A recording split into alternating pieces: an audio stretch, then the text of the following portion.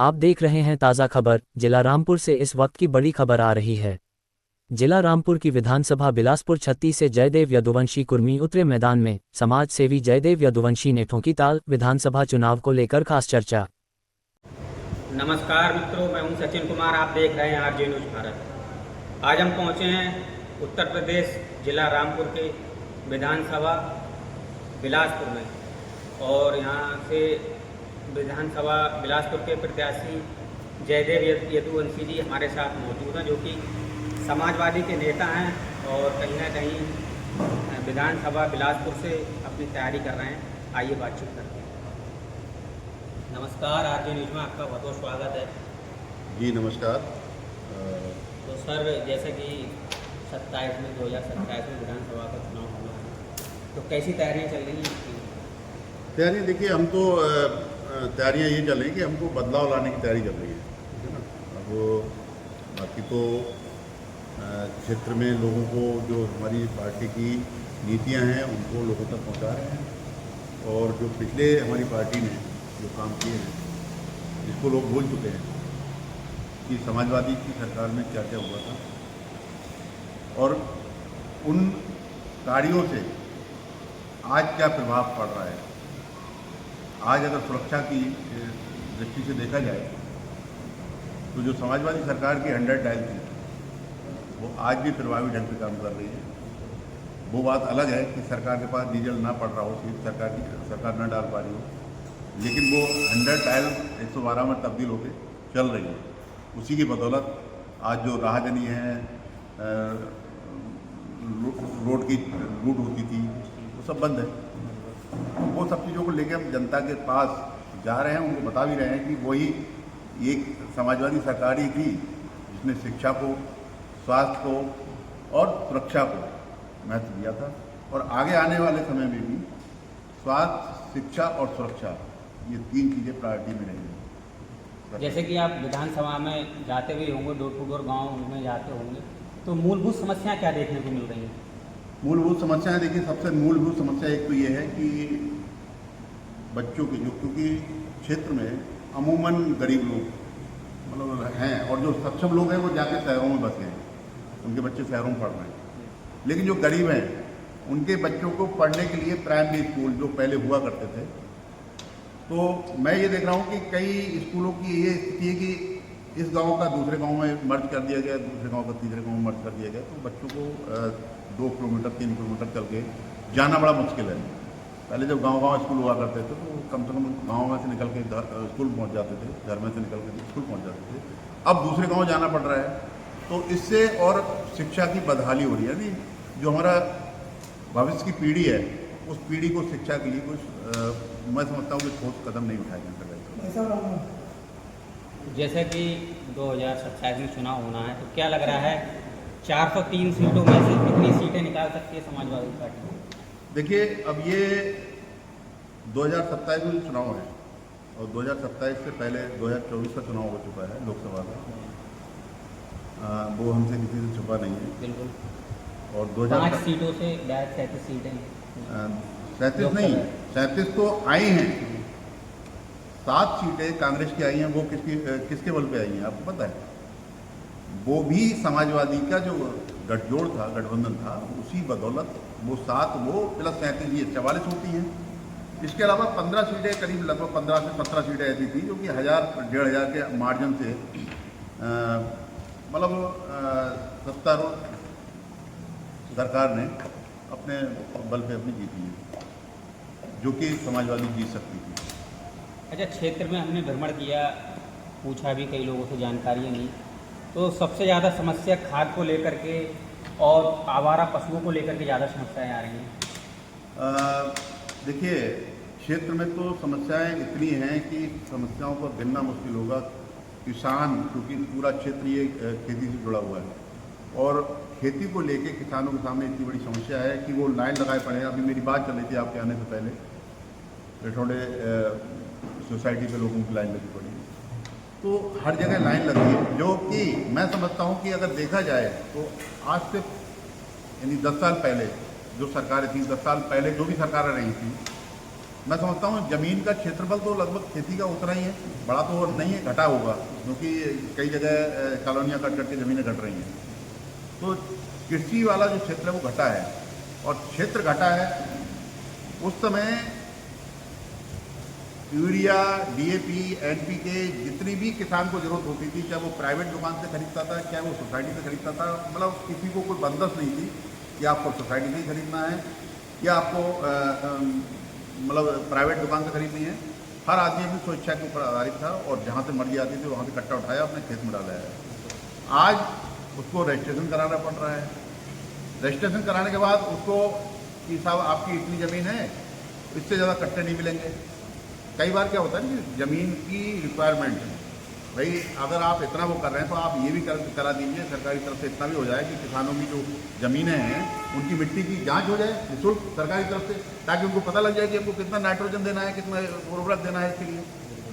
आप जब इतना सब कुछ कर रहे हैं तो आप इसको भी करना चाहिए, लेकिन नहीं, सिर्फ लोगों के सामने समस्या खड़ी की जा रही है। क्यों खड़ी की जा रही है? क्योंकि पिछली बार किसान बिल जो इनका वापस हुआ है वहाँ पर ये विफल हुई ये सरकार। अब ये दूसरी तरफ से मोड़ के ला रहे हैं, रजिस्ट्रेशन के बहाने किसानों के इनके पास डाटा पहुँच रहे हैं, उस डाटा को अब ये एक सेंट्रलाइज करना चाहते हैं, सेंट्रलाइज सिस्टम में लाना चाहते हैं, और किसानों को एक तरीके से बंधक यानी एक खूंटे पर बांध कर रखना चाहते हैं, ताकि उनके पास जब पूरा आंकड़ा रहेगा और किसके पास कितनी संपत्ति है, ये भी एक वो चल रहा है सरकार की नज़र में। हमें लगता है कि किसके पास कितनी संपत्ति है उसका भी इनके पास डाटा आ जाए, और उसके बाद डाटा लेके मुझे लगता है कि जिस प्रकार से अन्य जगह चल रहा है कि कहीं अडानी को 1 रुपये में ज़मीन दी जा रही है, कहीं किसी को दी जा रही है, इस तरीके से कुछ ना कुछ मामला चल रहा होगा। अच्छा भाई साहब, 2022 में ऐसी क्या कमियां रही जो यहाँ की सीट नहीं निकल पाई? देखिए 2022 की कमियां, पहली बात तो ये रही कि कांग्रेस अलग लड़ी थी और समाजवादी अलग लड़ी थी, ये भी चीज़ रही होगी। और कहीं ना कहीं देखिए सरकार से पूरी तरीके से, जो वर्तमान सरकार है उससे पूरी तरीके से लोगों को और उम्मीद थी कि और कुछ अच्छा होगा, हो सकता है 5 साल में वो कुछ न कर पाए हो तो 5 साल और देते हैं इनको, लेकिन वो 5 साल देने के बाद लोग पछता रहे हैं। तो वैसा भी आपका पहला चुनाव है, इससे पहले भी कोई विधानसभा का चुनाव आप लड़े? नहीं, मैं विधानसभा नहीं लड़ा हूँ, मैंने बिलासपुर मुक्त की तैयारी की थी, और बिलासपुर मुक्त वीवन के लिए मेरे लिए टिकट भी मेरा क्लियर हो गया था माननीय मुलायम सिंह जी के द्वारा, लेकिन पार्टी का निर्विरोध चुनाव कराने के उद्देश्य से माननीय वीरपाल जी हमारे जिला अध्यक्ष थे बरेली में पहले, तो उन्होंने मेरे से कहा कि भाई ऐसा है आप पार्टी के लिए समर्पित हुई और पार्टी हित में निर्विरोध चुनाव कराने के लिए आप अगर सामने वाले को लड़ा देंगे तो अच्छा होगा। तो ठीक है, कोई बात नहीं, हमने अपने आप तो अपना टिकट कितने प्रतिशत मिल सकता है आपके लिए? टिकट होना कंफर्म है आपका? देखिए प्रतिशत की जहाँ बात है तो ये तय करेगा हमारा नेतृत्व कि टिकट कितने प्रतिशत होगा, कितना होगा, जिसका भी होगा 100% होगा, ठीक है ना। अब लोग कहने के लिए तो सब कह रहे हैं कि साहब हमारा 100% है, हमारा 100% है, कई प्रत्याशी हाँ सब कह रहे हैं कि हमारा 100% विधानसभा से। हाँ बिल्कुल। तो मैं तो ये नहीं कहता कि मेरा 100% है, 100% उस दिन होगा जिस दिन सिंबल मेरे हाथ में आ जाएगा, ठीक है ना। अब बात यहाँ पर यह आती है कि नेतृत्व के हाथ में है, और नेतृत्व इस बार जिस तरीके से 24 का जो उन्होंने मैं समझता हूँ कि सही तरीके से समीकरण बैठाए थे, और समीकरणों के आधार पर उन्होंने टिकट वितरण किया था, और जिसका रिजल्ट उनको मिला है उसी आधार पे अगर पार्टी अब भी टिकट करती है समीकरणों के आधार पे, तो निश्चित ही मैं समझता हूँ कि 402 सीटों में से ये भी कोई बड़ी बात नहीं होगी, 400 जीत जाए। अच्छा, एक तरफ अखिलेश जी पीडीए चला रहे हैं, दूसरी तरफ योगी जी कह रहे हैं कि हमारा अमृतकाल चल रहा है, तो पीडीए के आधार पर लगभग कितनी सीटें निकलने की संभावना है? देखिए अमृतकाल तो आप देख ही रहे हैं कि राम मंदिर का जो चंदा कहाँ गया, ये भी अमृतकाल में ही हो रहा है सब कुछ। अभी आप सुन रहे होंगे कि उत्तराखंड में वो कौन सा वो है मंदिर, वहाँ से भी चंदा चोरी हो गया, तो अभी तो कितने चंदे चोरी की चीज़ें अभी सामने आएंगी, अमृतकाल में ही हो रहा है सब। तो अमृतकाल से तो कोई आदमी अमृत है ही नहीं जिसको पता ना हो कि अमृतकाल में क्या क्या हो रहा है। अमृतकाल में यहाँ तक मैं आपको बता दूँ कि डंडिया बाजार से मोटरसाइकिल उठी है, और यहाँ तुमड़िया गांव की मोटरसाइकिल उठी है। मोटरसाइकिल की रैकिंग करते हुए कैमरों में देखते हुए बंदा पकड़ा गया, रुद्रपुर जाके पकड़ा गया, मोटरसाइकिल पकड़ी गई, सब कुछ हुई और वहाँ से ये रिपोर्ट आई यहाँ के लिए, यहाँ चौकी के लिए कहा गया कि ये जो चोर है वो पकड़ा गया है, आप इसको हैंडओवर कर लीजिए। यहाँ से ये लोग इन्होंने ना तो मुकदमा पंजीकृत किया और ना ही उस चोर को हैंडओवर लेने गए, क्योंकि इनको ये डर है कि इस महीने ज़्यादा मुकदमे हमारे ज़िले से ना जाएं, क्योंकि वहाँ पर जो भी इनको मॉनिटरिंग कर रहे हैं उनको ये दिखाना है कि ज़्यादा कम से कम मुकदमे लिखे जाएं, क्राइम क्या कितने भी हों, मुकदमे कम से कम लिखे जाएं। ये इनकी नीति है, ये अमृतकाल में हो रहा है। जैसा कि अभी बिलासपुर विधानसभा में बीजेपी के विधायक हैं माननीय बलदेव सिंह, तो उनका कैसा आपके लिए काम, कैसा कार्य उन्होंने किया है विधानसभा में, किस तरह के विकास कार्य हुए हैं? अब विकास कार्य आपको भी दिख रहे हैं, हमको भी दिख रहे हैं, सब दिख रहे हैं कि रोड बन रही है, इधर उसमें गड्ढा पड़ गया, अभी पिछले 6 महीने पहले बनी है। ये सामने वाली रोड जो है उसमें जगह जगह बैठ भी गई है। तो किस तरीके से कितना विकास हो रहा है, विकास तो हो रहा है, विकास किस तरीके से हो रहा है, विकास का पैसा कहाँ विकसित कर रहा है, बात तो ये समझ नहीं आ रही है। जैसे कि सर आपके लिए अगर टिकट कंफर्म होता है, टिकट मिलता है समाजवादी पार्टी से, तो कैसे टक्कर देंगे बीजेपी के लिए? देखिए अब ये तो क्या समीकरण रहेगा आपका? समीकरण तो देखिए मैं तो आपको बीजेपी का वोट, जो हमारा समाज का वोट, विशेषकर मैं कुर्मी समाज की बात करूँगा, कुर्मी समाज का वोट पिछली बार भाजपा को गया है और भाजपा का वोट, जितना वोट हम लेंगे उतना ही बीजेपी को टक्कर होगी। अब कितना ले सकते हैं, लगभग हम सोचते हैं 20% के आसपास, टोटल विधानसभा का 20% के आसपास कुर्मी वोट है यहाँ पर। और कुर्मी वोट लगभग मैं समझता हूँ, क्योंकि इस बार जो मंत्री जी ने, जो हमारे बंदे वाला जी हैं, उन्होंने हमारे समाज को विशेषकर पीछे रखा है। बाकी किन किन को आगे रखा है ये तो कहने की बात ही नहीं है, आप ही देखते होंगे वहाँ जाकर। तो क्या कहना चाहेंगे बिलासपुर की सम्मानित जनता से, क्या अपील करना चाहेंगे? बिलासपुर की सम्मानित जनता से मैं यही कहना चाहूँगा कि देखिए, आप अपने लिए, अपने हित के लिए, अपने आगे वाली पीढ़ी के हित के लिए, क्योंकि शिक्षा जिस माध्यम से मिल सकती है और जो शिक्षा को बढ़ावा दे रहा है और जो शिक्षित हैं उनको आगे लाइए 27 के चुनाव में, जिन्होंने पिछले भी रिजल्ट दे रखा है। क्योंकि पिछले आपने देखा कि 20 लाख से ऊपर बच्चों को लैपटॉप दिए गए थे। लैपटॉप देने का मतलब समझते हैं, अभी हमने भी 3 दिन पहले, 4 दिन पहले हमारी तरफ से भी यहाँ रामपुर के जो टॉपर बच्चे थे उनको लैपटॉप वितरण कराए गए राष्ट्रीय तकनीकी के माध्यम से। तो मेरा कहना ये है कि जो बच्चों को प्रोत्साहन दे रहा है शिक्षा के क्षेत्र में, वो शिक्षा को बढ़ावा दे सकता है, या जो स्कूल बंद करा रहे हैं वो शिक्षा को बढ़ावा दे रहे हैं। स्कूल बंद करा के गाँव-गाँव शराब की भट्टियाँ खुलवाई जा रही हैं, उससे शिक्षा को बढ़ावा मिल रहा है। तो मैं तो ये कहना चाहूँगा कि आम लोगों को यही समझना चाहिए, किसी के बहकावे में नहीं आना है। ये भी एक हिंदू मुस्लिम का एक वो बनाया गया है कि साहब कि हिंदू अगर इनकी सरकार आ जाएगी, समाजवादी सरकार आ जाएगी तो ये मुसलमान हावी हो जाएंगे। ऐसा कुछ नहीं है, क्योंकि अब पहले वाली समाजवादी और अब की समाजवादी में बहुत बड़ा अंतर हो चुका है। आज समाजवादी की बागडोर अखिलेश जी के हाथ में है, माननीय अखिलेश जी उसको हैंडल कर रहे हैं। उनकी जो नीति है, उनका कहना ये है कि जो दोषी है वो बचना नहीं चाहिए और जो निर्दोष है वो फंसना नहीं चाहिए।